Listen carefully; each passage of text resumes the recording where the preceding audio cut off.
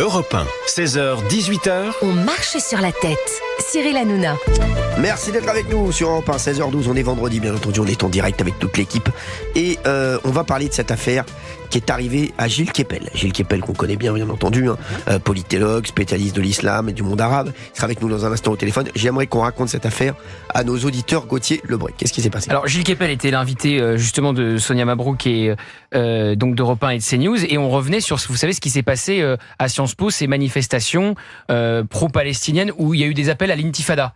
Et Gilles Kepel explique, d'ailleurs il a eu des portraits de Libération très à charge contre lui, j'allais dire lui aussi, et il explique que quand on n'est pas woke, eh bien on se fait annuler dans les universités. On est annulé dans les universités. Mais c'est pas le seul, Gilles Kepel, à être cancellé comme ça dans les universités. Dès que vous n'êtes pas sur une ligne très à gauche woke, vous avez du mal à tenir une conférence dans les universités. C'est arrivé à notre ami Geoffroy Lejeune à de multiples reprises, à Sylviane Agacinski qui est sur une ligne anti-GPA. Ça lui est arrivé aussi. Donc en fait, Gilles Kepel explique qu'il y a une sorte de terrorisme intellectuel maintenant dans les universités et que si on n'est pas sur cette ligne-là, on se fait annuler, on peut pas venir tenir une conférence. Très bien, alors Gilles Kepel sera avec nous, il est en ligne d'ailleurs avec nous, Gilles Kepel dès maintenant, et c'est vrai qu'on pose la question, nos universités sont-elles devenues woke? Il y a Wikewak d'ailleurs. Et Gilles Kepel c'était à l'ENS, c'était à l'école normale supérieure. Exactement, l'ENS, c'est vrai que je l'ai fait 2 ans moi l'ENS. Oui. Vous avez fait normal sup? Quelle année? Normal sup. ouais. Oui les gars. Oui les gars. Respect. Respect, merci. Moi j'ai passé le concours de normal sup. Ah bah elle a passé tous les concours. oui. Non, Mais ça, les concours, on peut les passer. Après ma cagne, oui, j'ai passé le concours de normal Cagne. sup. Non, mais Cagne, elle vous était n'avez- dans un Porsche Macan. Et elle n'a toujours pas le résultat, Valérie. Exactement. Merci. Non, j'ai échoué d'un demi-point, ce qui a été douloureux à l'époque pour passer, pour être admissible à l'oral. Ouais. Ah ouais, lui, il n'est pas échoué d'un demi-point, lui. D'un demi-centimètre. Ouais, d'un demi-centimètre. Merci Gauthier Lebray. Allez, Gilles Kepel est avec nous. Bonjour Gilles Kepel, merci d'être avec nous sur Europe 1. Merci beaucoup. C'est vrai que votre témoignage a fait énormément parler aujourd'hui. Et c'est vrai que aujourd'hui, on se dit, est-ce qu'il faut maintenant, il faut montrer patte blanche, patte woke dans les universités C'est ça, maintenant, quoi. Ben, quasiment, oui, puisque moi j'avais encore 1 an avant la retraite. Oui. Et j'ai reçu une lettre du président de l'université disant que je ne serais pas renouvelé. D'accord. Donc, et qu'on allait fermer en réalité les études sur le Moyen-Orient, parce que comme vous savez, il ne se passe absolument rien au Moyen-Orient, c'est pas la peine de l'enseigner, Oui. et qu'on allait remplacer, ça m'a pas été dit, mais c'est ce qui a été fait, par un programme Sud global, Sud au pluriel, c'est-à-dire qu'on va enseigner de l'idéologie au lieu d'enseigner le savoir et la connaissance. Et ça, c'est quand même quelque chose qui est absolument hallucinant. Parce que moi, c'est pas une question de ligne. Je suis pas pour un prof de droite, un prof de gauche ou quoi que ce soit. J'essaie d'analyser les faits, les éléments. sûr. Mais si on n'est pas dans la défense d'une idéologie, et le Hurluberlu qui dirige l'école normale supérieure a écrit justement un livre avec la papesse du woke qui s'appelle Judith Butler. Et donc, lui, il est dans cette ligne, si vous voulez. Et du reste, je n'ai pas besoin de dire son nom, mais son patronyme commence par les 2 mêmes lettres que le mot woke, ce qui est une coïncidence qu'on appelait en latin nomen omen, c'est-à-dire entre le nom et le destin. Ah oui, c'est intéressant. Ça. Très intéressant. Non, et puis en plus, Voilà. c'est assez édifiant parce que le Normal Sup est une institution. C'est une de nos plus grandes écoles. C'est une grande école qui est connue pour son recrutement qui est hyper sélectif. C'est une université de formation pour la recherche. C'est elle qui forme ce qu'on appelle les élites. Donc c'est très angoissant. Enfin, c'est très perturbant, on va dire. Et Oui, surtout- c'est très préoccupant. Alors le phénomène s'est produit à Sciences Po aussi, mais heureusement à Sciences Po, maintenant il y a un nouveau directeur qui est quelqu'un qui a les pieds sur terre, dont je pense qu'il va être capable de remettre l'institution en fonctionnement. À l'école normale supérieure, à l'université PSL, c'est pas ça. Et celui qui a signé mon exclusion, le président de l'université, lui-même a dû partir avant d'ailleurs, parce qu'il a été visé par un certain nombre de procédures administratives et judiciaires. Donc il m'a foutu dehors, mais il a été puni avant, donc ce qui prouve qu'il y a une justice immanente quelque part. Alors, il paraît que pour certains professeurs, c'est compliqué d'enseigner d'ailleurs. Hein. Et pour quelqu'un comme vous, Gilles Kepel, ça devenait compliqué d'enseigner, non? Bon, moi, avec les étudiants, ça s'est toujours parfaitement passé. Ah d'accord. Parce que ils sont intéressés parce que je raconte, j'ai quand même 50 ans d'expérience, etc. Mais si vous voulez, c'est la machine administrative qui a peur du wokisme ou qui en fait partie, qui décide qu'il faut virer un gars comme moi. Mais c'est vrai que et je vous le dis, il n'y a pas que dans les universités, c'est partout comme ça maintenant en ce moment. Est-ce que je peux poser une question à Monsieur Keppel ? Dans les médias, c'est que ça devient compliqué quand même. On est d'accord. Oui, je vous écoute. Est-ce que je prends un peut-être... avion, donc Je voulais savoir si l'administration n'est pas peut-être plus royaliste que le roi. Vous avez évoqué la peur.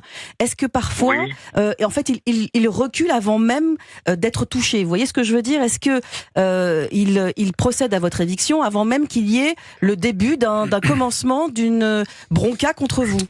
Il n'y a eu jamais aucune bronca contre moi. Les étudiants c'est toujours très bien passé. Parce que je leur apprenais des choses et ils adoraient ça. Après, les étudiants pouvaient penser ce qu'ils voulaient. Moi, j'ai pas essayé de leur donner des normes idéologiques, mais de leur donner des aspects, de mettre des faits sociaux en équation, en récit. Après, ils en faisaient ce qu'ils en voulaient. Je suis pas leur directeur de conscience. Mais oui, c'est un peu le cas. Nathalie Hennig, qui a écrit un livre là-dessus, expliquait que parfois l'administration se servait de ces idées wokistes pour de contrôler les profs, si vous voulez. Et en fait, pour attenter à leur liberté d'expression, qui est une liberté fondamentale des professeurs des universités, que personne n'a le droit de contrôler, mais du coup, c'est une manière de les foutre dehors, dans mon cas, et de mettre à la place des enseignements qui sont des enseignements d'obédience wokiste, vous voyez. Bon, personnellement, je m'en fiche, j'ai pas besoin de ça, j'ai ma vie, j'ai dirigé 45 thèses, je viens de publier un livre... Le bouleversement du monde. Exactement. Voilà, je vous remercie, qui marche très fort et qui est en plein dans l'actualité, malheureusement. Et donc, personnellement, je m'en fiche, mais je suis consterné pour les étudiants qui, du coup, se retrouvent, ils viennent étudier des choses que j'enseigne et ils se retrouvent avec des woke qui leur apprennent à être enrégimentés. Si je peux me permettre, Gilles Keppel, moi je suis d'accord avec vous sur le fait que voilà, Gilles Keppel, il va s'en sortir. Mais moi, ce qui me fait peur, c'est surtout que ça devient... c'est les autres, bien sûr. C'est les autres. C'est la peur partout. Parce que vous parlez de ça dans les universités, mais je vous le dis, c'est partout actuellement. Dans les médias, c'est pareil, on va pas se mentir, c'est vrai. Valérie Benaïm, et donc Gilles Keppel, lui, il a une carrière immense, il va se retourner, mais c'est vrai qu'il y a plein de gens qui vont être maintenant bloqués dès le début de leur carrière. Et ça va créer une forme d'autocensure, c'est-à-dire que pour éviter, on va s'auto-censurer, on va c'est ça. On va éviter de prendre tel ou tel mec, et c'est vrai que est-ce qu'il va y avoir encore des Gilles Keppel, dans 20 ans ? C'est ça le truc, la vraie question elle est là.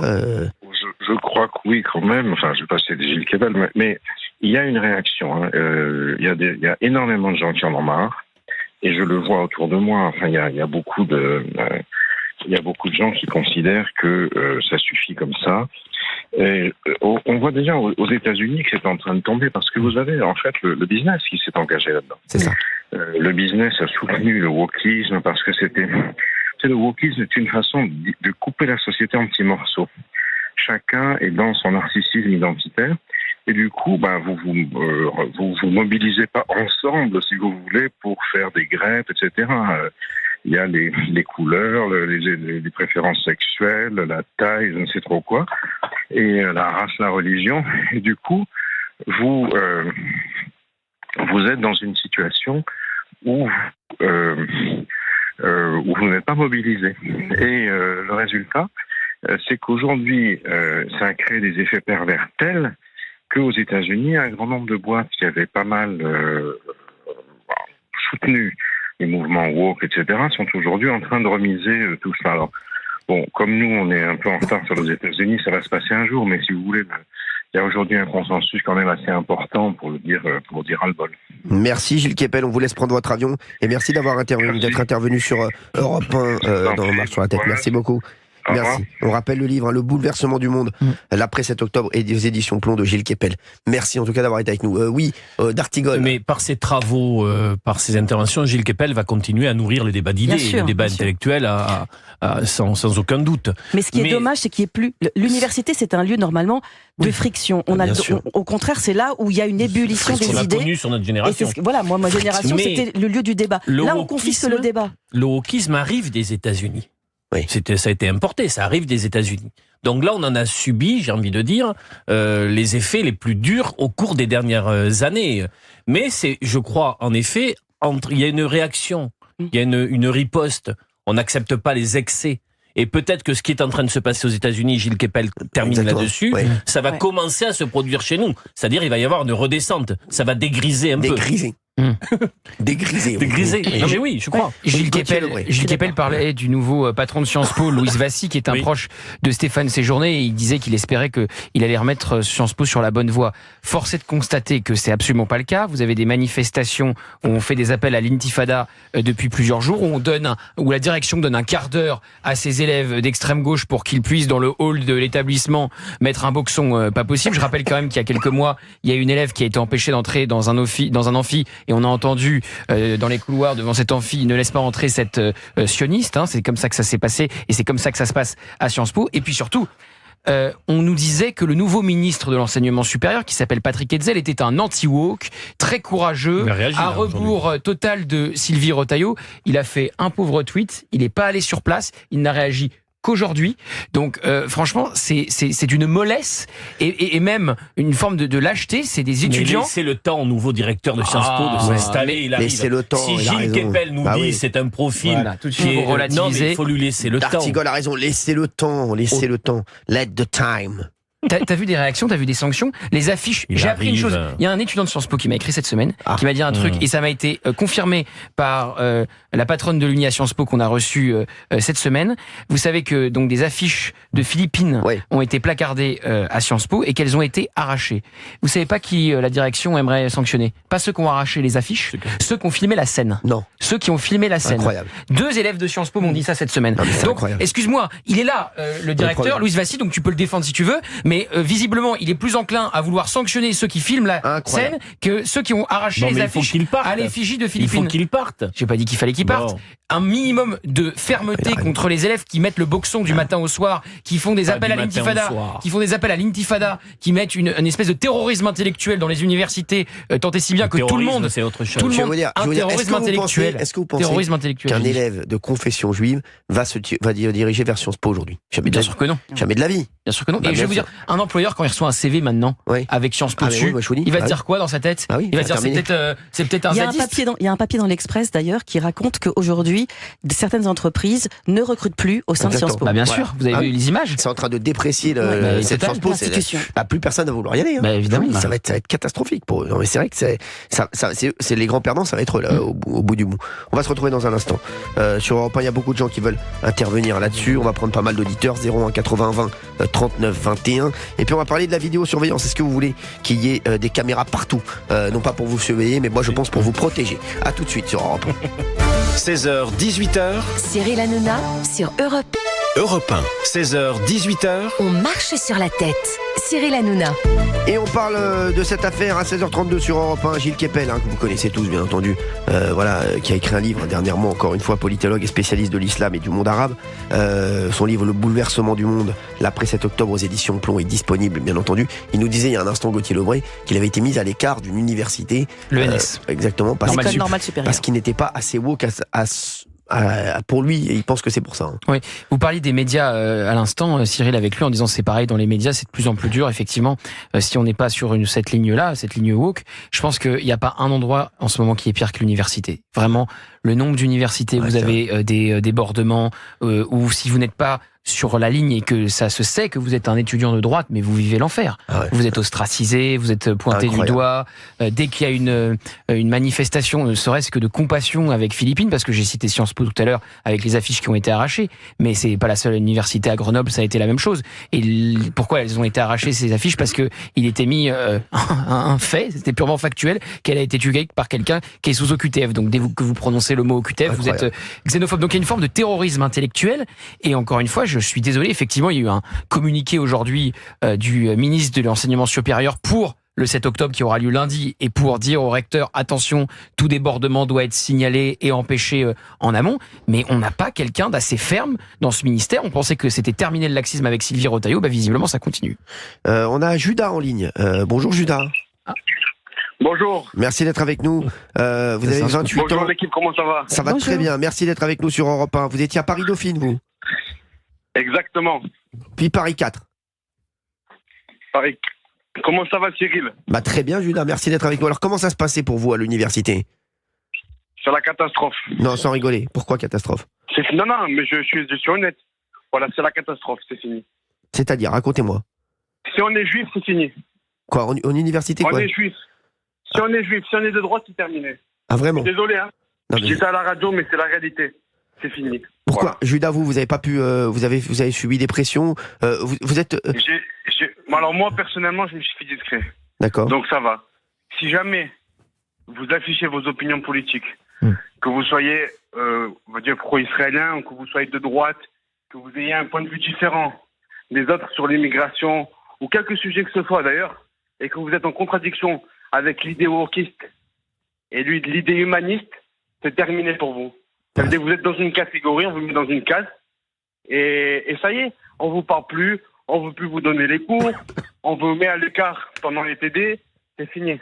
C'est incroyable ce que vous racontez, Judas. En plus, c'est dans une idée de Mais vie. attendez, mais ça, c'est rien, ça. Ça veut dire ce qui se passe à l'université, c'est un drame. Bah, C'est racontez-nous. partout comme ça. Et l'université, c'est le cœur du futur de notre pays. Bien sûr. Oui. C'est le cœur du futur. Comme ce qui se passe aux États-Unis, où c'est la future génération de sénateurs, d'accord, de membres du Congrès. En France, ce sera la future génération de députés, de sénateurs et d'élus. Eh bien, la future génération, elle sera de gauche. C'est comme ça. Parce qu'on n'a pas su faire le travail au préalable et que les professeurs sont de gauche aussi, malheureusement beaucoup. Ils nous inculquent une culture wokiste et humaniste qui nous envoie droit dans le mur. Alors, vous avez aussi votre copine hein, qui est à l'université, c'est ça? Exactement. De confession juive. D'accord, et pour elle, quand... Et c'est catastrophique. Alors elle, je vous dis même pas, elle veut même plus aller en cours. Ah ouais, impossible pour elle. Mais non, c'est fini. Attendez, vous allez dans les toilettes. Oui. Comme tout le monde. Il y a marqué Free Gaza de partout, Free Palestine de partout, Hezbollah vainqueur de partout. Comment on fait? Elles se sont oppressées. Vous allez à l'université, vous? Non, personne ne va aller. Ah oui. Non mais voilà, c'est incroyable ce que vous racontez, surtout concernant la culture woke, hein, voilà, qui est dans les universités. Et c'est des universités importantes. Hein. Paris Dauphine, c'est une université très importante, Paris 4 aussi. Et c'est vrai que Gauthier Lebret, c'est ce que vous disiez. Mais je vais vous dire, moi, je me suis rendu. Excusez-moi, allez-y, Judas, il n'y a aucun problème, allez-y. Je me suis rendu, moi, je suis allé de façon discrète quand il y a eu l'histoire Sciences Po. D'accord, oui. Après le 7 octobre. D'accord? Et je peux vous dire que ça fait très peur. Et moi, je vais vous dire que je fréquente la communauté. Ok? Oui. C'est terminé, les gens, ils veulent se barrer. Oui, on va se barrer. Moi, je suis désolé, Cyril. Quand vous dites ça fait très peur, va se barrer. Judas, vous allez nous raconter. On va partir parce que c'est fini, c'est plus pour nous ici. On veut plus de nous. On va partir. C'est dur. On veut nous mettre dehors de l'université, on va partir. On a fait des études, on veut faire des études, on aime ce pays, on veut plus de nous dans l'université. On va partir, c'est fini. Et ça fait extrêmement peur ce que dit Judas, et c'est vrai que mais c'est la réalité, mais c'est de partout comme ça. C'est comme ça, et aux États-Unis, n'en parlons même pas là-bas.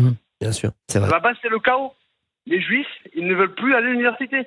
C'est fini, il n'y a plus de sécurité. C'est terminé. C'est incroyable, vraiment. C'est triste, mais c'est la réalité. Aujourd'hui, c'est le nouvel an pour les Juifs. D'accord. Reste avec nous, Judas. J'aimerais bien que vous continuer à discuter avec vous un petit peu sur Europe 1 dans un instant. Il y a Enzo aussi qui sera avec nous en ligne. Kevin, dites-nous ce que vous pensez de ce que vient de dire Judas. Là, je veux vraiment que des auditeurs réagissent à ce témoignage très fort de Judas sur Europe 1. Il y a un instant, 01 80 20 39 21. On va rester là-dessus parce que c'est vrai que là, ça a plombé le studio. Et je pense beaucoup d'auditeurs d'Europe 1 qui nous écoutent. Et ça nous fait extrêmement peur ce que nous a dit Judas. À tout de suite sur Europe 1. 16h, 18h. On marche sur la tête. Cyril Hanouna.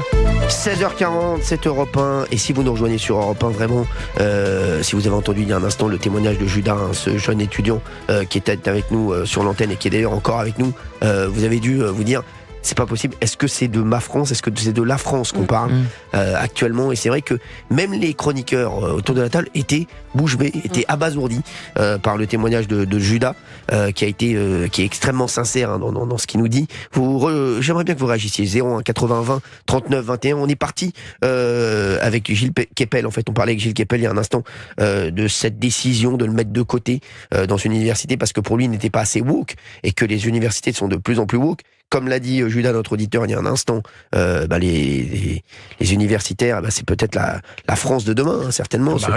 Et c'est la France de demain, donc forcément. C'est ça qui est angoissant. Ça fait flipper. Judas, vous êtes encore avec nous. C'est vrai que. Je suis là. Merci d'être là, Judas. Aujourd'hui, vous nous dites à l'université aujourd'hui, quand on n'est pas, quand on a des idées, quand on n'est pas woke, comme vous dites, quand on n'a pas des idées de gauche. C'est très simple. Si on n'est pas pro-palestinien, si on n'est pas pro-immigration, si on n'est pas pro-LGBT, on est mort. On n'a rien à faire. On fait pas partie du même monde que ces gens-là, qui sont en majorité. Parce que Judas, c'est la majorité qui parle. On appelle ça. Nous, ceux qui disent rien, c'est la majorité silencieuse. Eux, c'est la majorité active. Ça veut dire que nous, on ne dit pas ce qu'on pense parce qu'on a peur. Et eux, ils peuvent se permettre de dire tout ce qu'ils pensent parce qu'ils ne risquent rien. Parce que personne ne va rien leur faire, parce qu'ils sont en majorité. Et donc, il y a un effet de plus, vous comprenez. C'est comme ça, c'est triste, mais c'est vrai. Mais c'est pour tout comme ça. C'est-à-dire que là, vous parlez des universités. Je suis désolé, moi, j'essaye d'appeler plusieurs fois chez vous. Oui. Alors, je comprends, il y a du monde. Je passe pas souvent, d'accord? Donc, je m'ai passé d'ailleurs. Mais il faut comprendre quelque chose. C'est que je crois qu'on ne se rend pas compte de ce qui se passe dans notre pays. On parle des universités par rapport aux pro-palestiniens, tout ça. Et ce qui s'est passé par rapport à la petite Philippine, comme il a dit M. Lebré, ils ont enlevé les affiches. Oui. Mais vous savez, les Juifs de France, je vais parler de ça parce que ça me concerne. On n'a plus notre place ici, je suis désolé. Celui qui pense qu'on a encore notre place, mais il tombe dans le panneau. Je suis désolé. C'est triste à dire, moi. C'est terrible de dire ça. On aime la France, les Juifs. Et en fait, les universités, elles nous disent, mais on veut plus de vous. On veut plus de vous. Voilà ce qu'elles nous disent. C'est terminé. Et quand vous allez pour aller à la synagogue pendant la fête de Rosh Hashanah, qu'on vous crache dessus, dans certains endroits de France, que vous ne pouvez pas mettre la kippa, et que vous vous sentez... Comment c'est possible en 2024? Il y a des centaines de policiers devant les synagogues. Mais vous avez vu, vous, des policiers devant les mosquées pendant le ramadan? De partout, équipés, tout ça, vous en avez vu? Devant les écoles juives, vous rentrez dans une école juive, c'est un bunker. C'est même plus une école. C'est un bunker.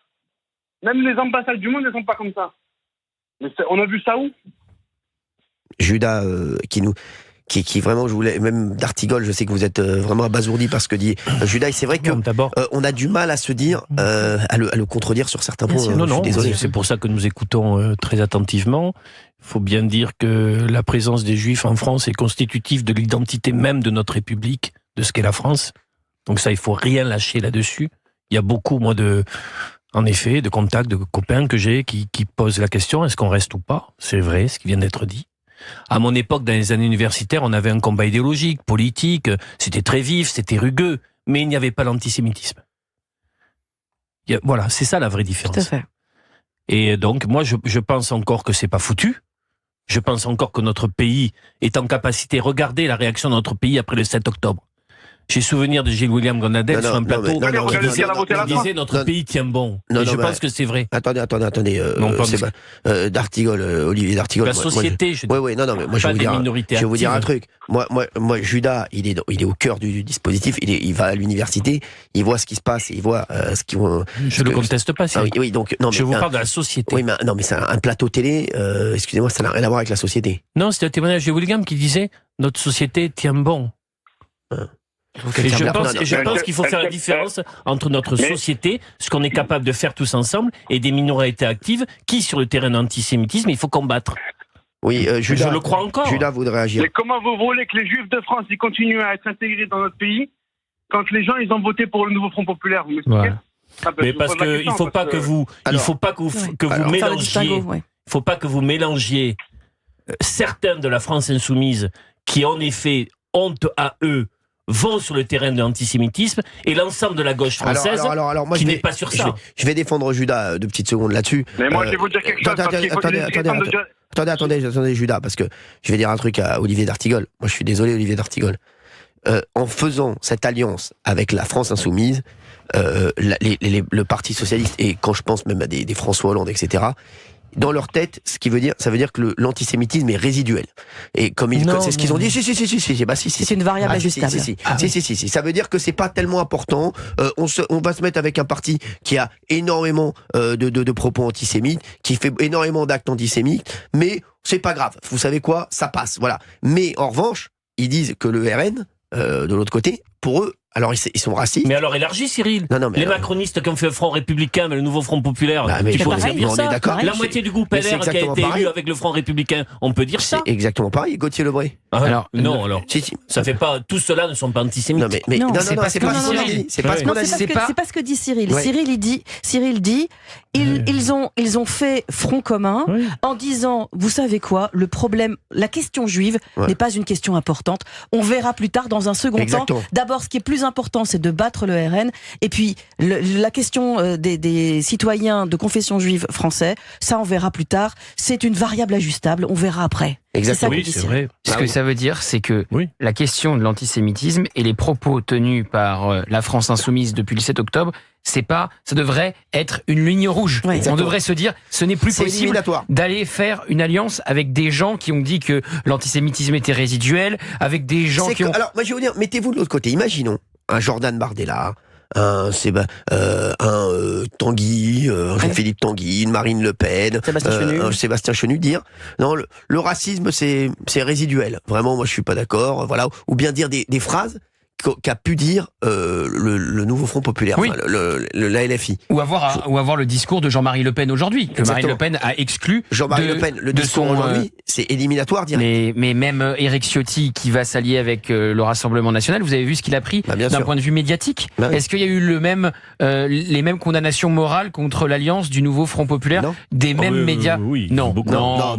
Il y en a eu des condamnations morales dans les médias. Arrêtez quand François Hollande s'allie au nouveau Front Populaire. Ça passe crème. Ça passe crème. Arrêtez. Voilà. Arrêtez, non, d'Artigol. Si Nicolas Sarkozy, un ancien président, s'était allié à Marine Le Pen. Une chose, c'est faire une distinction entre de l'antisémitisme qui en effet existe à l'extrême gauche et l'ensemble de la gauche. Par-delà le moment électoral que vous ne cessez de me rappeler. J'entends ce que vous dites. Vous savez ce que vous venez de dire là? Vous venez de dire exactement ce que je viens de dire, monsieur d'Artigol. On peut s'allier avec un parti qui a des ambiguïtés sur l'antisémitisme. C'est ce qu'il dit. C'est ce qu'il dit. On peut le faire. Si, c'est ce qu'il a dit. C'est ce qu'il a dit. C'est pas un problème. Je dis y compris que tout le monde. Mais tant pis. Je dis y compris que il y a de l'antisémitisme dans une partie de la France insoumise. Et donc on peut s'allier avec eux. Toute la France insoumise. Mais on peut s'allier avec eux. Donc on peut s'allier avec eux. Vous pouvez la contester. Non, vous savez ce que vous auriez dû dire, Sébastien Olivier d'Artigol? Dis-moi. Vous auriez dû dire, on va s'allier avec la France insoumise s'ils font le ménage. Voilà. Mais c'est pas ce que vous avez dit. Ils peuvent pas faire le ménage. Le patron est comme ça. Exactement. Ils peuvent pas faire. S'ils font le ménage à la France insoumise, il reste 2 personnes. Exactement. On est d'accord. Donc ils sont piégés. Donc ils sont piégés. Judas. Ils ont fait les ménages. Ils ont purgé. Ceux qui étaient contre la ligne Mélenchon. Je peux dire quelque chose avant de raccrocher? Oui, Judas. Je peux dire quelque chose ou pas? Bien sûr. J'en profite, je suis désolé. Je sais que c'est dur d'entendre certaines choses. Mais je vais dire à tous ceux qui pensent le contraire. Mais les Juifs, quand il y a eu les élections, là pour les législatives, vous savez ce qu'ils ont fait? Ils n'avaient pas le choix. C'était soit Le Pen, soit Macron. Parce que Mélenchon, on ne va pas donner une voix quand même. Mais vous savez je pense qu'il y a 35% à 40% des Juifs qui ont voté le Front National. Le Rassemblement National. Je pense qu'aux dernières législatives, je pense que c'est un petit peu plus, moi. Je pense que c'est encore mieux. 40%. Mais on est mort. On ne sait pas. Mais bon, en tout cas de ce que j'entends, je vous le dis, parce qu'ils avaient tellement peur du nouveau Front Populaire et de la LFI que forcément, voilà, c'était compliqué. Après, comme là, c'était les législatives, ça dépendait aussi de leur circonscription, de ce qui était proposé, forcément. Mais en tout cas, c'était tout sauf le nouveau Front Populaire. C'était ou ensemble ou le Rassemblement National. C'est ce que veut dire Judas. Donc ça dépendait de la circonscription, mais en tout cas, quoi qu'il arrive, je pense qu'il y a très peu de gens de confession juive qui ont voté pour la LFI ou le nouveau Front Populaire. Je suis désolé. Sûr, Bah oui, donc voilà, c'était ou ensemble la LFI. ou mais s'ils avaient un candidat socialiste clair sur ces questions-là, mais il peut pas être clair. Il est allié avec la LFI. Est-ce que François, j'entends votre argument sur la coalition. Je l'entends. C'est insupportable. C'est l'argument massu que vous me donnez depuis des mois. Je vous demande simplement de ne pas donner toute la. Je vous demande de ne pas donner toute la gauche. Vous êtes malhonnête. La LFI. Ils se sont alliés. Mais François Hollande, ça ne dérangeait pas d'être allié avec un fichier Raphaël Arnaud. Ça ne dérangeait pas d'être allié avec Sébastien Delogu. Ils disent pas la même chose. Absolument pas la même chose. Absolument pas la même chose. Nous sommes en désaccord. Mais oui, parce qu'il y en a un qui dit la vérité. C'est Gauthier Lebray, et il y en a un autre qui se voile la face. C'est vous. Mais non. Mais quand t'es François Hollande, si tu veux te regarder dans une glace, tu devrais ne pas pouvoir t'allier avec Sébastien Delogu, Rima Hassan et les amis de Jean-Luc Mélenchon. C'est tout. C'est tout. Et d'Artigol, le pauvre, je sais que ça vous fait mal, Olivier d'Artigol, mais c'est la triste vérité. Judas, un dernier mot, peut-être sur Europe 1. Un dernier mot, j'aimerais dire quelque chose à toute l'équipe. Merci de m'avoir reçu. Merci, Judas. Voilà, c'était la nouvelle année chez nous. Donc, Shana Tova, comme on dit. Merci. Que votre année pour tout le monde, elle soit douce pour la France, qu'elle soit douce, enfin, Merci. si on y arrive. Merci. Et pour Israël, que les otages puissent revenir. Eh oui. Ouais. Merci. Et merci Judas, merci d'avoir été avec nous. Merci Et beaucoup. j'aimerais bien venir vous voir sur le plateau d'Europe 1, c'est possible ou Bah, pas? avec plaisir, vous venez quand vous voulez, vous voyez ça avec les équipes, on va vous organiser ça Judas. Merci Judas d'avoir été avec nous. Merci beaucoup, une Merci. excellente journée à vous. Merci Judas. Et c'est vrai que non. Alors après, voilà, Judas qui a été incroyable. Incroyable. Très fort. C'est vrai, on pense aux otages, bien entendu. Et moi, je pense également, aux otages israéliens, bien entendu, qui sont encore. Il y en a énormément. Je Une crois qu'il y en a centaine. plus de 104, je crois, 104 otages encore. Et puis, je pense beaucoup à nos amis libanais, moi aussi aujourd'hui. Hein. Ah oui. Encore une fois, à nos amis libanais qui se retrouvent toujours dans des situations compliquées. Et on pense forcément à eux. Hein. C'est vrai que j'ai des potes libanais qui sont dans 1 million de déplacés. Exactement. Et qui sont dans une tristesse absolue. On pense à eux, en tout cas, sur Europe 1. Absolument. Romain Gauthier. Non, mais Absolument. ils sont toujours au milieu, ils sont toujours. Voilà, c'est extrêmement compliqué pour eux. On est compte, 1 C'est million de compliqué déplacés, pour eux 2 millions et demi de Syriens dans le Bien sûr. Un bien sûr. pays totalement détruit, Non, mais c'est. un État qui n'existe plus. Bien sûr. Non, mais c'est vrai. Et puis ils essaient toujours de reconstruire. Et ils repartent toujours à zéro. C'est extrêmement compliqué hein, pour tous les Libanais. Je sais qu'il y en a peut-être qui nous écoutent en tout cas et qui ont de la famille peut-être au Liban et qui sont extrêmement peinés. On a Kevin qui est avec nous. Bonjour Kevin. Oui, bonjour Ferré, bonjour à toute l'équipe. Merci d'être avec nous Kevin. On a eu le témoignage de Judas il y a un instant qui nous disait que c'était compliqué dans les universités. Kevin, dites-nous ce que vous en pensez vous de cette histoire de woke dans les universités. Alors justement déjà, toute ma compassion pour le discours de Monsieur Judas. C'est assez fort, à vrai dire. Mais du coup, je voulais juste faire une petite aparté. Allez-y. Moi, je trouve qu'en France, actuellement, on est dans un clivage politique qui devient très dangereux. De tous les bords, on est dans des côtés extrêmes de tous les côtés. Moi, j'essaie toujours dans mes débats d'apporter de la nuance. J'ai pas forcément de camp. J'ai des amis musulmans, j'ai des amis juifs très proches. Et quand j'écoute les deux sons de cloche de leurs deux côtés, il y a les musulmans énormément de musulmans qui quittent la France, des Français qui sont nés ici et qui quittent la France pareil pour ce climat islamophobe par rapport à tout ce qui se passe dans les médias. Et j'ai beaucoup d'amis juifs aussi qui sont dans le même cas en disant nous aussi on quitte malheureusement ce pays. Et moi quand je parle aux deux camps, j'ai des proches des deux camps, chaque fois je leur dis non, c'est votre pays, vous restez ici, c'est chacun sa religion, on peut vivre en harmonie, en se regardant, en se respectant, en respectant les croyances de chacun. Et ce que j'ai envie de dire aussi, c'est que souvent, vous savez, on accuse beaucoup l'antisémitisme. Là sur le wokisme au niveau des universités, où on accuse beaucoup aussi les musulmans d'antisémitisme.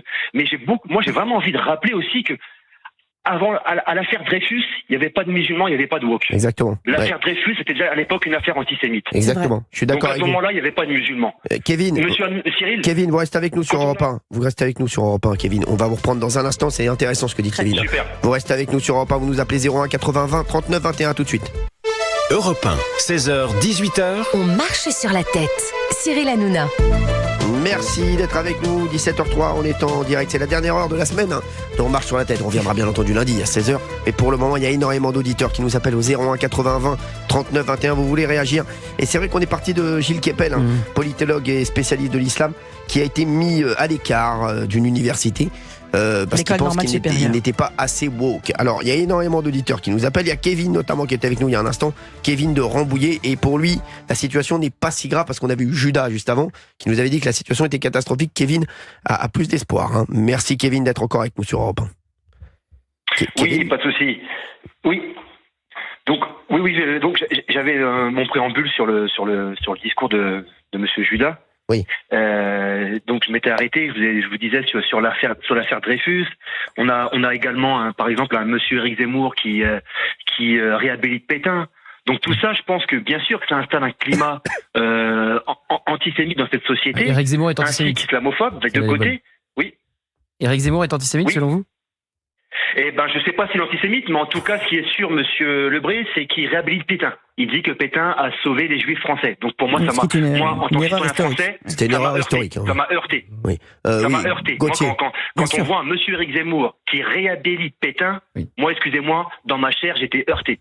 Donc si vous, Monsieur Lebré, ça ne vous choque pas cette phrase-là, c'est pas ce que j'ai dit. C'est pas ce que j'ai dit. Sentiment. C'est pas ce que j'ai dit. Mais vous étiez, vous avez lié Éric Zemmour à l'antisémitisme. Excusez-moi, ça me fait rire. Éric Zemmour est juif. Attendez, on peut être juif et antisémite. Ça c'est un concept intéressant, ça. Parce que non, mais là, vous tout de suite, je vous dis un fait qu'il a tenu, il a réhabilité Pétain. Je vous invite à regarder des vidéos. Mais je sais. D'ailleurs, il n'a pas réhabilité Pétain. Me demandez pas derrière, tout de suite, est-ce qu'il est antisémite?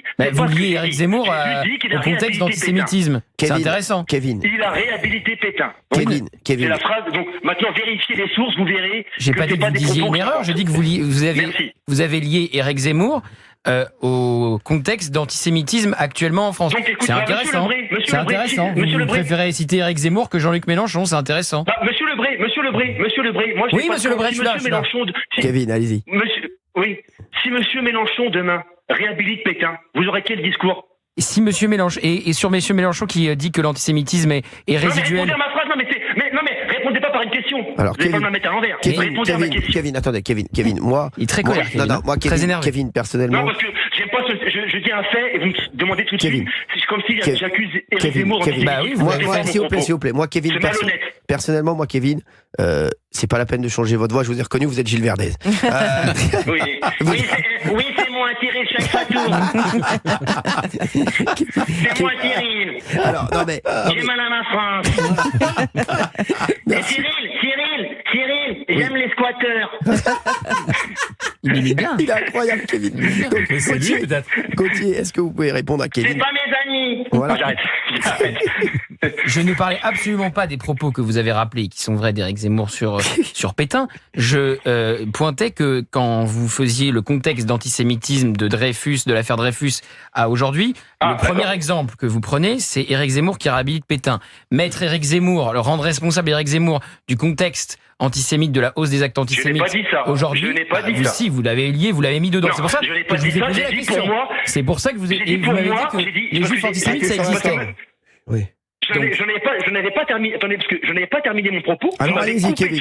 Terminez, Kevin. J'aime pas quand on circoncis vos propos. Terminez votre propos. Voilà, pour terminer, c'était juste pour dire que voilà, chacun met une pierre dans ce climat antisémite, dont ses propos de réhabiliter Pétain. C'était alors, qui d'autre met une pierre? Qui d'autre met une pierre en dehors d'Éric Zemmour? Mélenchon, Delogu, etc. en mettent aussi. Il n'y a pas de souci. Voilà. Je le dis. Voilà. Mais il faut me laisser terminer les propos. Pour revenir à ça, sur l'université. Oui. Pour revenir à ça, moi je pense qu'en fait, déjà ce que j'aime pas, c'est dans tous les domaines, c'est de faire une généralité. Comme sur la police tue. Là, de dire que toutes les universités sont forcément woke, moi j'ai répondu que non. Moi je pense plus que l'université est à l'image de la société française, enfermée dans des clivages. Après, moi je pense que comme c'est de la jeunesse, il y a beaucoup de bêtises. Pour moi, il y a beaucoup de bêtises plus que de l'idéologie. Comme quand ils enlèvent les pancartes de Philippines. Pour moi, c'est pas du wokisme, c'est de la bêtise de jeunesse. Ouais, qui vient de l'idéologie. C'est de la bêtise de jeunesse. Qui vient de l'idéologie, désolé, hein. C'est une idéologie. Kevin ? Pour moi, je vois plus ça comme de la bêtise. Pourquoi est-ce qu'ils enlèvent les affiches, selon vous ? Pourquoi ils enlèvent les affiches ? Parce que je pense que comme c'est récupéré par un peu l'extrême droite, je pense que ils font ça pour dire non, on combat l'extrême droite. Mais ce qu'ils font, en fait, c'est pas bon. Ce qu'ils font, c'est ils se font du tort à leur cause. Moi, je pense que je le vois comme ça, comme l'extrême droite, parce que en fait, si je peux terminer le préambule, c'est que on avait seulement préambule. Ouais, ça fait un peu long. Là, je crois que je suis plus long que Michel Barnier, là. Et quand la jeunesse déchire les affiches des otages, par exemple, en Israël, qui sont otages à Gaza, par exemple, qu'est-ce que vous en pensez ? Ça c'est pareil. Moi je pense qu'ils sont enfermés dans leur pas de l'idéologie, mais dans leur bêtise, en allant toujours plus loin. Pour créditer. Je pense parce que moi je pense Valérie. Oui, je vous écoute. Valérie, moi je pense que vous savez, si par exemple ces personnes qui arrachent les affiches des otages, je pense que s'ils verraient la personne vraiment en face d'eux, bien sûr qu'ils auraient de la compassion. Mais là, le fait d'enlever une affiche, je pense que c'est pour dire, nous, on est pro-palestinien, donc on va enlever l'affiche. Moi, je vois ça comme ça. Oui, mais bon, c'est de la bêtise, mais moi, je vois plus ça comme ça qu'une idéologie de fond. On va se retrouver dans un instant avec Kevin, avec d'Artigol. J'allais vous appeler Delobus. Ouais, bah c'est pas ça, c'est pas sympa. Oui, je sais. Et depuis qu'on a commencé l'émission, là, c'est le truc le plus grave. Alors, C'est la ligne rouge. Le Bré est là, bien entendu, non, Benaïm. Cyril. Et il y a Fabien Lecoeuf qui est là, hein, bien entendu. Prenez votre petit suppôt. Fabien. Avec le Allez, appelez-nous 01 80 20 39 21. Appelez-nous sur Europe 1, on arrive dans une minute. 16h, 18h, Cyril Hanouna sur Europe. Europe 1. 16h, 18h, On marche sur la tête. Cyril Hanouna. Il est 17h sur Europe 1, si on marche sur la tête, 01 80 20 39 21, vous nous appelez. On est avec Kevin en ligne et puis on a d'autres auditeurs qu'on va prendre bien entendu dans un instant, parce qu'il y en a beaucoup qui veulent réagir sur cette affaire des universités. Les universités sont-elles woke? Et Gauthier Lebray, vous étiez en train de parler avec Kevin. Ah, est-ce que je peux répondre à Kevin? C'est un peu bouillant. Oui, on peut faire ça très calmement. Hein. Monsieur Lebray est toujours là. Il n'y a pas de souci. Je voulais répondre à Kevin parce que moi je ne pense que ce n'est que de l'idéologie qui mène effectivement à la bêtise tellement elle est poussée loin. Mais je voulais vous répondre sur le fait que quand vous expliquez que ces étudiants ne sont absolument pas des idéologues, je pense que ce sont de dangereux idéologues manipulés notamment par la France insoumise. Pourquoi je vous ai posé la question, pourquoi ils arrachent les affiches? Parce que j'avais quelque part la réponse. C'est pas tant parce que c'est l'UNI qui colle les affiches, c'est parce qu'il est mis sur cette affiche tué par une personne sous OQTF. Il ne supporte pas qu'on pointe le fait que Philippine a été tué par quelqu'un qui n'avait rien à faire en France et que s'il avait été expulsé et que l'OQTF était respecté, Philippine serait toujours vivante. Pourquoi est-ce qu'ils arrachent les affiches, comme le rappelait Valérie, des otages du Hamas?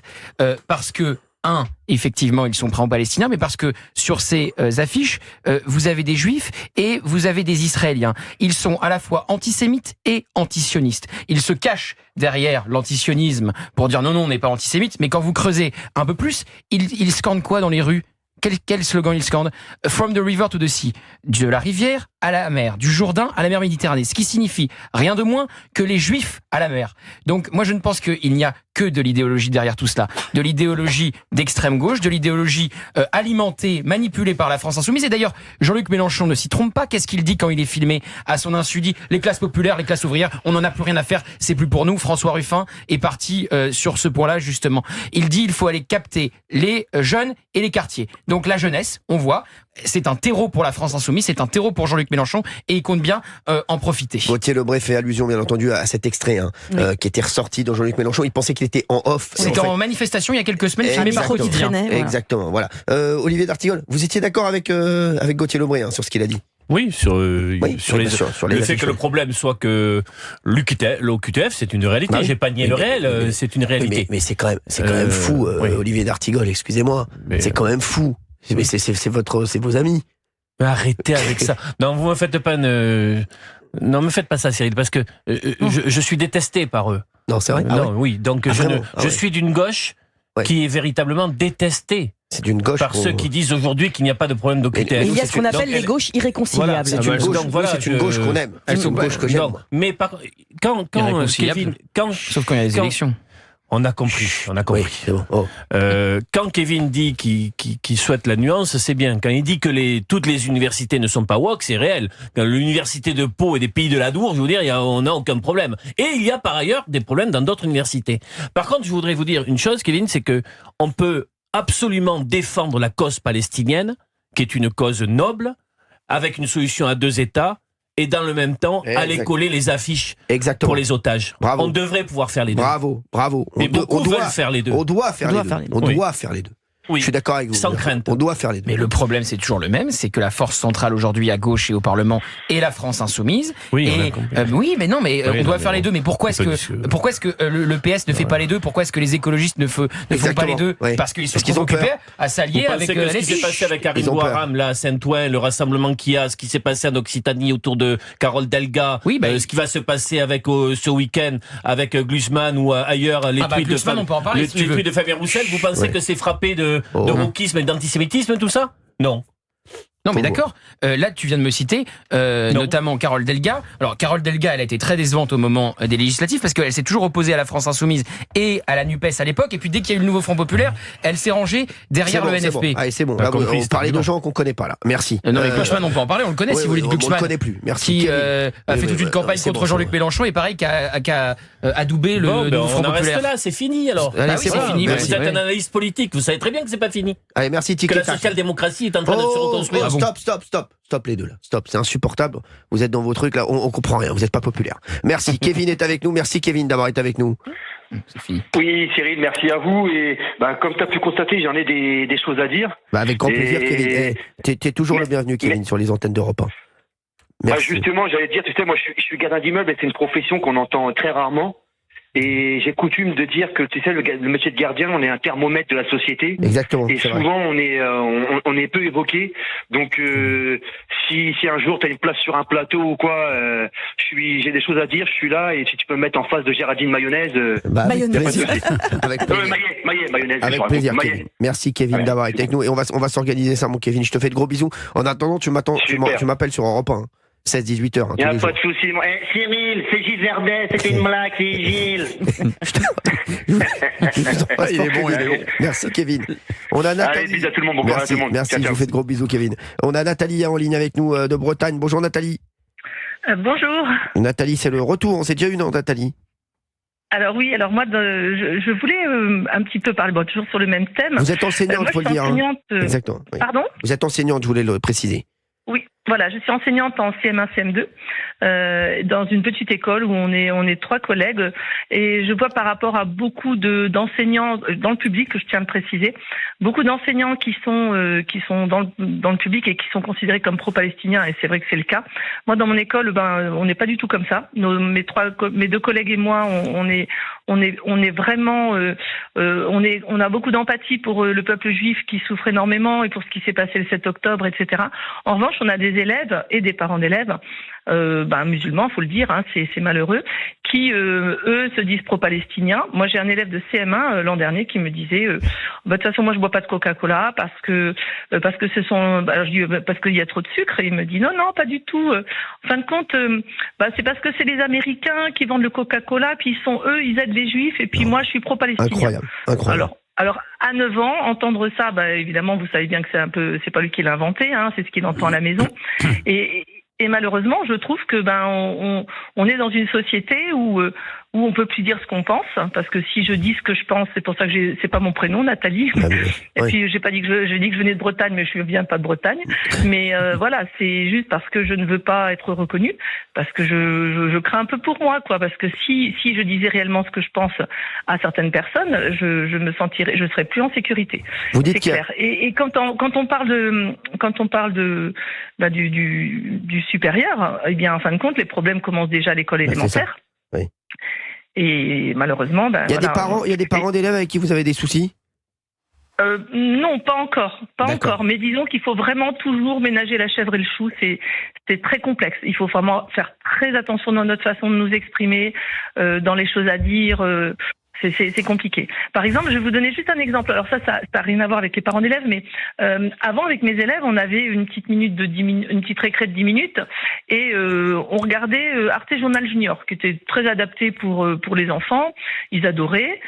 Je ne leur montre plus le Arte Journal Junior, parce qu'il y a un parti pris contre Israël et pour Gaza. Bon, alors Gaza, mais je comprends, tout ce qui se passe à Gaza, c'est assez horrible, mais il faut reconnaître que qui a commencé les premiers. Enfin, alors, comme a dit Olivier d'Artigol il y a un instant, il faut, moi je vous dis, on peut être pour un État palestinien, et voilà, et je pense que la plupart de ceux qui sont dans le studio sont d'accord avec moi. Mais il faut aussi coller les affiches pour les otages israéliens.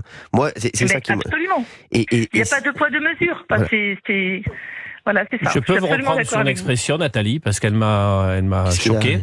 En début d'intervention, vous avez dit, mais je pense que c'est une erreur d'expression, de formulation de votre part. Oui. J'ai beaucoup de parents d'élèves musulmans, c'est malheureux. Nous sommes d'accord, comme quoi ça n'est pas malheureux. Non, pas du tout. C'est très malheureux. Parce que j'ai des parents musulmans qui sont absolument charmants et ça se passe très bien. Non, j'ai beaucoup d'enfants musulmans. Mais ce qui est malheureux, c'est le discours de certains de ces enfants-là. Exactement. Qui, quand il a fallu faire la minute de silence pour le professeur Ils n'ont pas compris. Ils n'ont pas mis leur, ils ont pas mis leur sonotone, là, Benaïm et d'Artigol. Nous, les deux jeunes, on avait compris, d'Artigol et Benaïm, merci. Les vieux, là, Odika, il y en a un au bout de la rue, merci. Odika. Non, moi, je suis, vous savez, moi, non, mais de toutes les façons, Nathalie. Je ne suis pas anti-musulmane, pas du tout. Je suis au contraire très ouverte. Je pense qu'on a le droit tous d'avoir la religion que l'on veut du moment qu'on n'impose à personne d'autre. Et puis c'est comme les opinions politiques. Je veux dire, chacun a le droit de penser ce qu'il veut. Moi, du moment qu'on ne me force pas à penser comme les autres, que j'ai ma liberté, moi, ça me convient. De toutes les façons, Nathalie, moi, je vais vous dire, ou les deux se font appareiller, ou je vais arrêter de les prendre dans l'émission. Ça va être aussi simple que ça. Pourtant, ils ont bien le casque sur la tête. Je vous le dis, Nathalie. Non, mais je comprends tout à fait ce que disait votre collègue.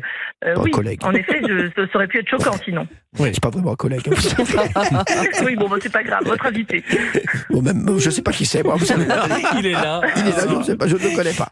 Nathalie, merci pour votre témoignage. Et je vous en prie. Je vous fais de gros bisous, même si vous ne vous appelez pas Nathalie, je vous fais des bisous quand même. Voilà. C'est pas grave, je vous remercie beaucoup. Merci d'avoir été avec nous sur Europe 1. Merci Nathalie, merci. On a Enzo, 24 ans. Bonjour. Merci Enzo d'être avec nous sur Europe 1. Alors vous dites que le wokisme n'est pas prêt de s'arrêter. Ah bah non, c'est que le début, en tout cas en Europe. Comment vous dire, je joue beaucoup aux jeux vidéo. D'accord, okay, ouais. Donc, en ce moment, on a l'un des plus gros studios au monde qui est français. Oui. Et comment dire, ce studio-là, il a une direction qui est maintenant woke. C'est-à-dire que si vous voulez postuler chez eux, il faut de une, être une femme, de deux, si vous êtes transgenre ou non-genré ou autre, c'est encore mieux. Mais si vous êtes un homme, vous pouvez plus postuler dans l'entreprise. Ah oui. De une. C'est écrit noir sur blanc, c'est écrit ça. Comment c'est ça? Ah oui, vous allez sur Internet et vous marquez, je sais pas si j'ai le droit de dire le nom. Allez-y, non mais Ubisoft. Ah oui, je connais, oui, mais non, je suis pas sûr de ça. Ubisoft, je suis pas sûr. Vous pouvez aller regarder. Non, regardez, je vous jure qu'il y a vraiment un truc. En gros, c'est le programme d'inclusion. Mais c'est illégal. Oui, c'est pour ça que ça me semble. À mon avis, Enzo, je pense, si je peux me permettre, Enzo, je pense que il y a en plus, ils accueillent tout le monde, mais il y a en plus un programme d'inclusion qui est rajouté pour les minorités. Je trouve que c'est ça. Et c'est ça qu'ils veulent faire à Ubisoft. En fait, ils disent que c'est un mentorat ou je sais plus trop quoi. Oui, c'est un truc en plus. C'est un truc en plus. C'est positif de faire ça. Exactement, bah oui. Alors, oui, c'est positif, mais si vous voulez, nous qui aimons les jeux de cette filiale-là, on va dire qu'en ce moment, c'est vraiment plus les jeux qu'on avait avant. Et en ce moment, il y a un YouTuber qui est un peu en train de dénoncer tout ça. Et il s'est fait striker sa chaîne YouTube par Ubisoft parce que justement, il attaque un peu le wokisme et tout ça. Et sur YouTube, là, il y a un mouvement qui est en train de se créer contre l'idéologie, justement. Et je voulais vous dire aussi un autre truc, c'est que moi, j'ai mon meilleur ami, il est étudiant à Rennes. D'accord. Et je ne peux plus débattre avec lui parce que il est tellement dans l'émotion. Et c'est ce qu'on remarque souvent avec les gens qui ont l'idéologie woke, c'est que ils sont tellement tolérants et ils sont tellement dans l'émotion que, en final, ils en sont même plus tolérants. Et c'est souvent ce qui ressort, c'est que vous prenez LFI. Au début, ils étaient, on va dire, plus antisémites, machin, tout ça, ils étaient tolérants. Et au fur et à mesure, ils ont commencé à rentrer dans la haine envers une certaine religion, dont je fais partie aussi. Enzo, l'étoile de David. Enzo, on va vous reprendre dans un instant sur Europe 1. On va se retrouver dans un instant. On fait une petite pause d'1 minute et on arrive juste après. À tout de suite. Europe 1, 16h, 18h. On marche sur la tête. Cyril Hanouna. Allez, réagissez. Il nous reste encore une demi-heure d'émission sur Europe 1. On marche sur la tête, 17h32. On est là, 01 80 20 39 21. 01 80 20 39 21. Vous nous appelez. Il y a énormément d'auditeurs qui veulent réagir. On est avec Enzo il y a un instant, puisqu'on parlait du wokisme dans les universités, puisqu'on parlait de Gilles Kepel. Tout à l'heure, Gilles Kepel, politologue et spécialiste de l'islam, qui a été écarté d'une université. L'ENS. Exactement. Qui a été écarté parce qu'il pense qu'il n'était pas assez woke.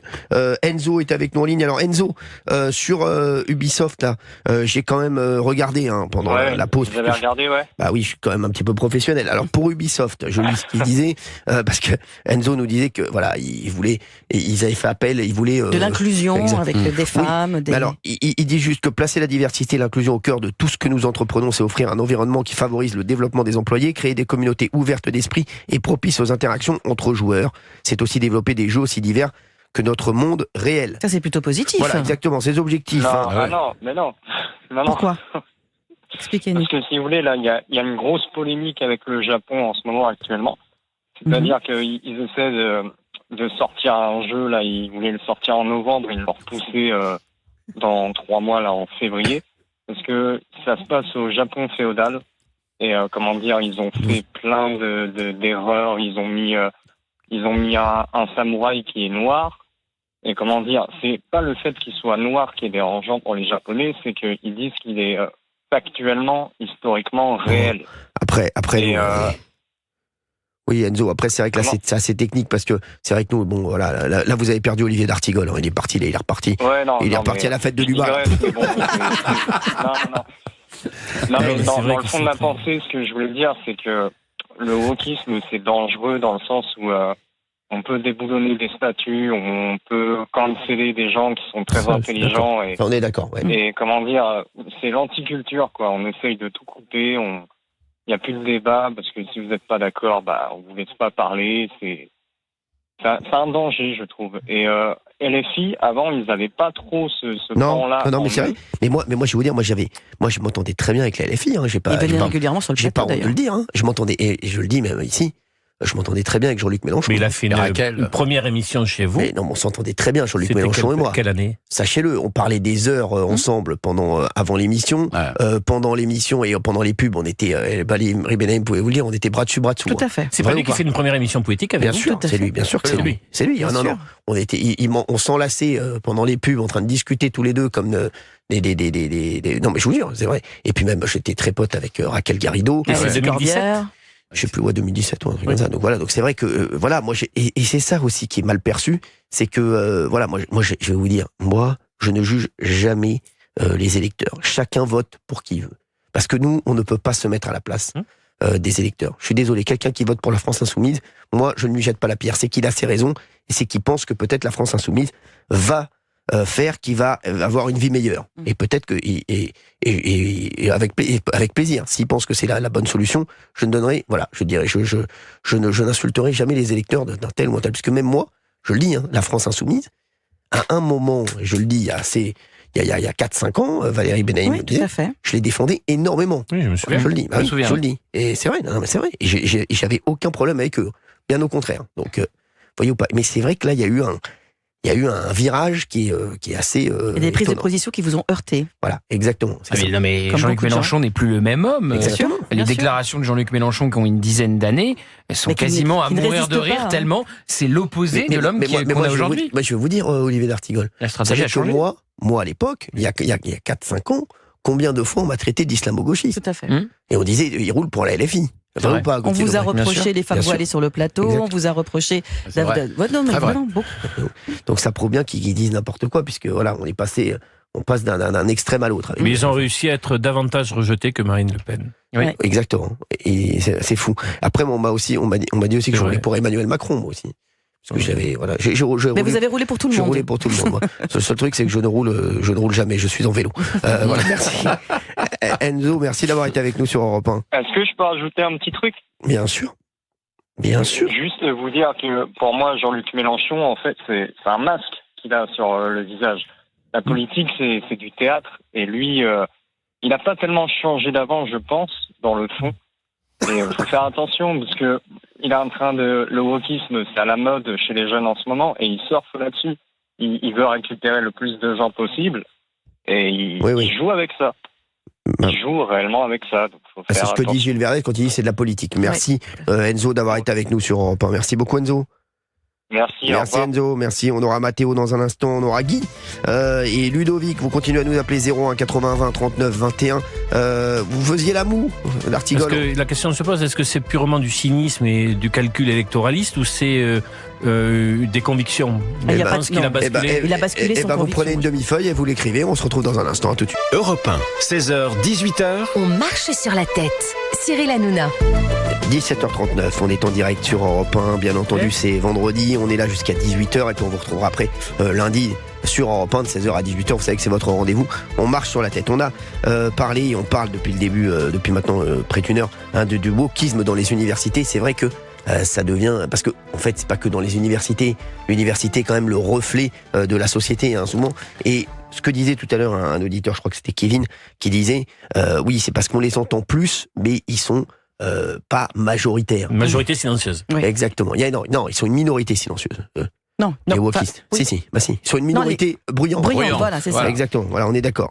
Merci. Vous voyez ou pas? Oui, donc, si on remet dans le bon ordre, il y a la majorité silencieuse qui n'est pas woke, et il y a la minorité qui subit ultra bruyante, qui est insupportable et qui est vrai, entrave tout le monde. Et pour moi, c'est ça. Je suis d'accord. Pour moi, c'est ça. Pour moi, c'est mon analyse. Donc, si vous n'êtes pas d'accord, vous me le dites et je serai très heureux d'avoir vos. Non, moi, je crains juste que la minorité soit de plus en plus grosse. Ouais, c'est ça. Et notamment à Sciences Po.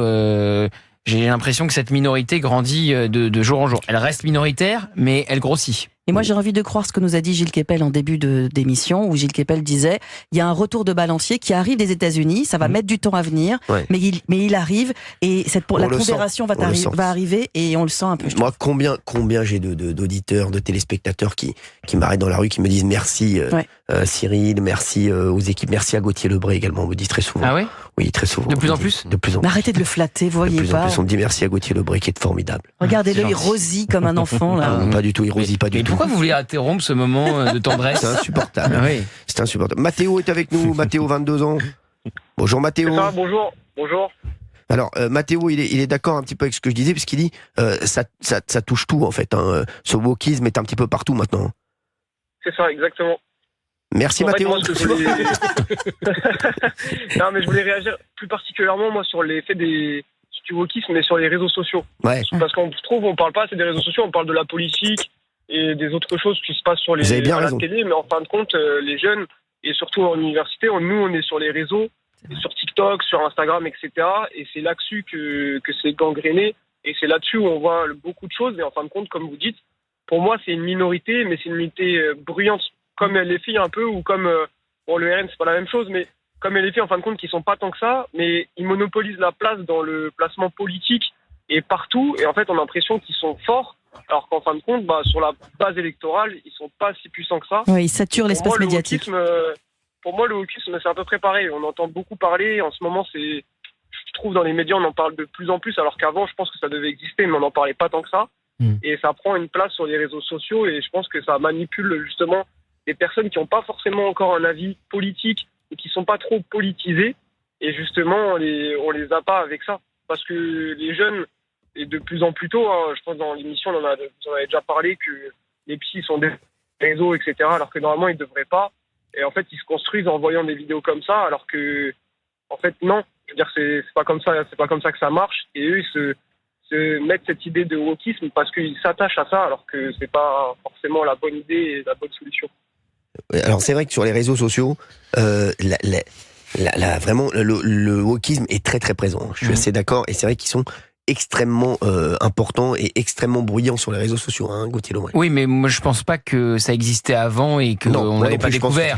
Ça s'est infiltré. On voit bien, ça a des conséquences. Ça a des conséquences nettes sur l'université. On en parle aujourd'hui parce que vous avez des manifestations, parce que vous avez des conséquences pour les élèves qui ne sont pas woke et qui ne répondent pas à cette idéologie. Donc, et puis ça n'a pas non plus 30 ans le wokisme. Ça vient des États-Unis. Woke pour être éveillé aux minorités. Et comme le disait très justement notre auditeur précédent, ils sont tellement tolérants qu'ils deviennent intolérants avec ceux qui ne pensent pas comme eux. C'est les premiers intolérants. Exactement. Et on le voit, ça infiltre même la fiction, ça infiltre le cinéma américain, demain le cinéma français. Ce matin, on regardait les séquences des films de Blier de Michel Blanc. Oui. Mais impossible aujourd'hui. les dialogues. Bien sûr. Les dialogues, mais impossible aujourd'hui, parce que justement, on accuserait le film d'être misogyne, homophobe, et on ne pourrait plus écrire les scènes de tenue de soirée de Bertrand Blier. C'est impossible. Mais c'est sûr, mais même moi, aujourd'hui, difficile aussi de refaire Ratatouille. Merci Mathéo. Même en télé, vous faites vous avez souvent cette émission produite par les équipes de Quotidien où ils sortent des archives des années 70, 80, 90. Ils avaient fait ça à Patrice Laffont, à qui on a rendu hommage. Voilà. Et donc, évidemment, cette télé, elle représente l'époque dans laquelle elle se faisait. Et donc, aujourd'hui, forcément, avec les lunettes d'aujourd'hui et puis cet esprit woke, et bien après, on cloue au pilori en ressortant des archives. Bien sûr, on brûle tout. On brûle tout, voilà, c'est tout. Bien sûr, vous brûlez pas votre slip parce que ça fera un feu de forêt, merci. Mathéo, merci d'avoir été avec nous sur Europe 1. Merci beaucoup. Merci à vous. Merci beaucoup. On est avec Guy. Bonjour Guy. Bonjour. Salut Guitou. Ça va? Merci. Guitou, bravo Guitou, c'est bien. Merci d'être avec nous. Guy, vous nous appelez d'où? De Juan. De Juan-les-Pins? Absolument. Mais j'adore, vous savez que je suis fan de Juan-les-Pins. Je sais. Et Valérie Benaïm, bien, j'étais bien à Juan-les-Pins aussi. Non. C'est vrai que j'y suis allée cet été. Vous savez que. Décidément. Valérie Benaïm, qu'est-ce qu'elle est belle. Mon fils à la caisse, il a vu la carte, il a dit tiens, c'est Valérie. Je connais cette tête, mais quand j'ai vu, il a confirmé Valérie Benaïm. Alors, juste à vous pouvez demander à votre fils, c'était une carte or. Une blague. Eh ben, tu peux prendre la boucherie entière. Merci Guy. Guy, non, mais, Valérie Benaïm en milieu de charcuterie de boucherie, elle est magnifique. Non, mais vraiment. Olivier d'Artigol a les mêmes ambitions à Pau, c'est pour ça qu'il multiplie les émissions. Non mais je vous le dis, Guy, quand elle arrive dans une boucherie, je peux vous dire, la côtelette s'illumine. Non mais vraiment, Guy. Non mais je le dis à nos auditeurs d'Europe 1, c'est un truc de fou. Non mais c'est du top qui vend, elle peut te dire. Je vais venir, Guy. En tout cas, vous êtes bien à Juan-les-Pins, non? Vous êtes bien à Juan-les-Pins, non? Putain, si j'en ai bien, moi j'ai quitté Paris, j'habitais Cannes pendant une trentaine d'années, Paris une trentaine d'années, je compte finir un jour ici, encore une trentaine, on sait jamais. Non, même quarantaine, Guy, voire 50. D'accord, tu as raison, mon fils. Merci Guy. Guy, merci en tout cas, et ça nous fait très plaisir de vous avoir sur Europe 1. Vous nous écoutez souvent, Guy? Tous les jours. Ça me fait plaisir. Même après, même ma femme, on t'entend partout. Et je voulais réagir sur le gars qui est l'étudiant, là, qui a dit les universités et tout ça, là. Oui, allez-y. Judas. Allez-y, oui, Judas, oui. Moi, je comprends pas. Bon, si j'avais l'âge, quand j'étais jeune, j'étais étudiant. Mais comment on peut laisser faire tous ces gamins-là et sans réagir? Il peut y avoir une centaine, 150 étudiants juifs ou pas juifs, chrétiens, quelle soit leur religion, l'UNI, les étudiants, et ils vont là-bas, ils essaient de prendre une salle, et si les autres rentrent dedans, on fait la baston. Comme ça, les directeurs d'université vont interdire de tous les côtés de foutre la merde dans les universités. Mais c'est vrai que, alors Guy, moi je vais vous dire, si vous nous rejoignez sur Europe 1, il est 17h47, on a eu un témoignage très fort tout à l'heure d'un jeune homme, Judas, qui est un étudiant. Oui, je réagis sur Judas, il faut partir, pas du tout, au contraire. Oui. Voilà, quand vous entendez Judas dire il faut partir, les juifs n'ont plus leur place en France, qu'est-ce que vous avez envie de lui dire? Pas du tout. Les Juifs sont là depuis des millénaires, des centenaires. Les Juifs sont là. C'est une civilisation judéo-chrétienne, la France, et on est bien ici. Ceux qui veulent aller en Amérique, ou en Israël, ou ailleurs, ou au Canada, ou n'importe où, ils peuvent. Mais nous, on est bien en France. C'est notre pays, la France. Il faut la défendre. Quand j'entends des gens, les débats, etc. Et moi, je veux vous dire une chose. Depuis un temps, je comprends pas comment les Juifs ont fait barrage au RN. Les seuls qui défendent les Juifs, qui ont dit les Juifs, je sais pas, Julien Audoul, Sébastien Chenu, Bardella, quand il y a eu la guerre, ils défendent les Juifs, c'est le seul État qu'ils ont. Les Juifs sont bien en France. Les Juifs ne doivent pas quitter la France et ils défendent le judaïsme, c'est tout, les Juifs de France. Voilà, c'est ce qu'il faut. Alors le problème, c'est que quand il a parlé Judas, c'est que ce qui se passe actuellement, c'est que l'État ne protège pas ses citoyens. Oui. Non, mais surtout dans les universités. Voilà. Où est l'État, Cyril, où est l'État? Mais c'est surtout franchement, les responsables dans l'université, les directions. Olivier d'Artigol, quand vous avez entendu Guy parler du Rassemblement national et dire, voilà, aujourd'hui, ce sont les seuls qui protègent la communauté juive, qu'est-ce que vous lui dites? Non, je ne pense pas que le Rassemblement national est le seul parti politique à défendre la communauté des Juifs de France. Donc est-ce que vous pensez que le Parti socialiste le fait? Le Parti socialiste le fait? Ah oui. En s'alliant avec la LFI. Oui, mais je sais que c'est notre problème. En s'alliant avec la LFI. Après, on peut refaire le débat 10 fois. Ah, mais on peut le refaire. Non, mais parce que non, il faut pas dire ça. Je maintiens que. On peut refaire le débat 10 fois. Olivier d'Artigol, juste parce que votre réponse, elle n'est pas recevable, excusez-moi de vous dire ça. Bah non, elle n'est pas recevable. Elle n'est pas recevable. Et je pense que Guy est d'accord avec moi. Vous pouvez pas dire le Parti Socialiste protège les Juifs de France quand il s'allie à la LFI avec les propos. Ça devrait être rédhibitoire dans ce cas-là. Donc Olivier d'Artigol, votre réponse, elle est caduque. Mais vous savez que vous rendez pas service aux Juifs de France en disant ça. Ça laisserait entendre que l'ensemble de la gauche française est antisémite. Mais il faut arrêter avec ça. C'est pas du tout ça. Je suis d'accord avec vous que cet accord électoral pose des problèmes. Bon, voilà. On y vient. Je suis d'accord avec vous que cet accord électoral pose des problèmes. Je pense que sans dissolution, la gauche qui est propre aurait pris les amarres et serait barrée. Je suis d'accord avec ça. Donc, j'ai pas de problème pour vous dire que cet accord électoral sur cette question-là peut poser problème. Mais d'Artigol, oui, juste je une vous chose. demande juste, Cyril, parce que chaque fois on le refait, de vous dire qu'il y a beaucoup de gens à gauche qui sont d'accord avec tout ce qu'on entend. Mais vous êtes battu là-dessus, d'Artigol. Le problème, les gens, moi je parle pas des électeurs. Il y a plein d'électeurs à gauche qui pensent pas du tout comme la LFI et comme des membres de la LFI.